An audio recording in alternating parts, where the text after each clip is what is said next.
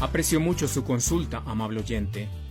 Antes de determinar a quién o a quiénes fue dirigido el asunto de atar y desatar, es necesario comprender qué significa esto de atar y desatar.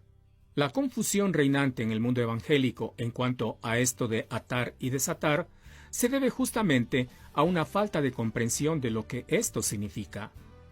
Con esto en mente, permítame leer el texto que se encuentra en Mateo 18, del 15 al 20.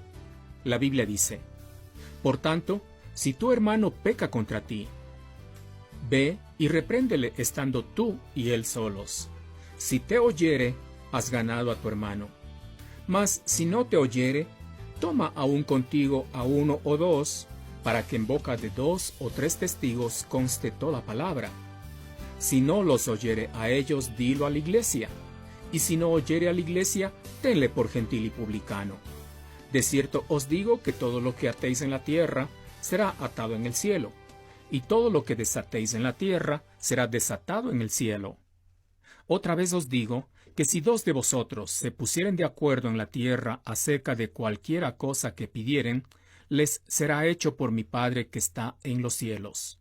Porque donde están 2 o 3 congregados en mi nombre, allí estoy yo, en medio de ellos.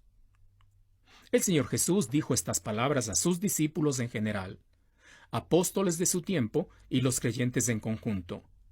Antes de arribar a conclusiones, observe con atención que el contexto tiene que ver con la manera como se debe perdonar y buscar la restauración de un hermano que ha cometido alguna falta. Es lo que normalmente se conoce como la disciplina en la iglesia. Cuando un hermano peca contra otro, no se debe correr a divulgar la falta entre los creyentes de la iglesia. Lo que se debe hacer es aplicar este proceso de disciplina, proceso que busca como única meta la restauración del ofensor. Este proceso va por pasos. El primer paso es una reprensión privada.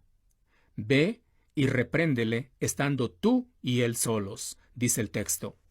Si el ofensor reconoce su pecado, lo confiesa a Dios y se aparta, se ha ganado al hermano en el sentido que es restaurado.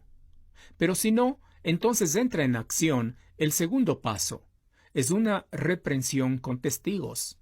El texto dice: Mas si no te oyere, toma aún contigo a 1 o 2, para que en boca de 2 o 3 testigos conste toda palabra.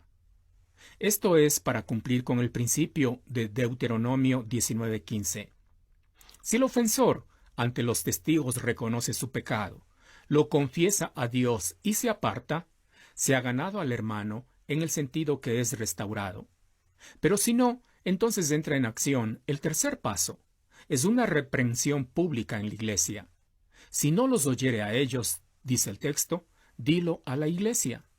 Si el ofensor reconoce su pecado, lo confiesa a Dios y se aparta, se ha ganado al hermano en el sentido que es restaurado.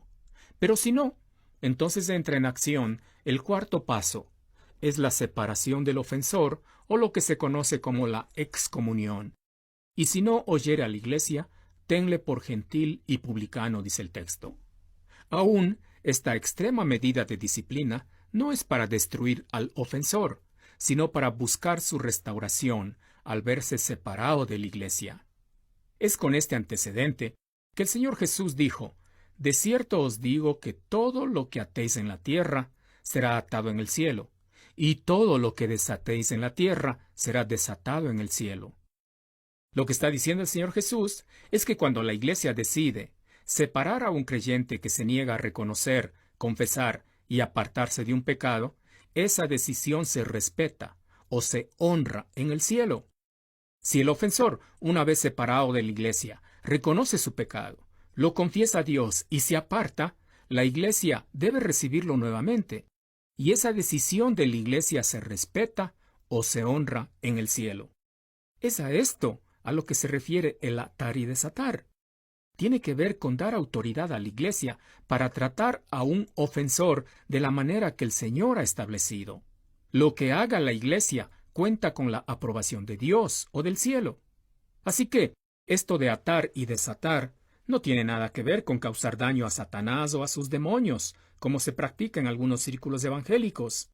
o con liberarse de las consecuencias de pecados pasados del creyente o de sus antepasados, como también se practica en algunos círculos evangélicos.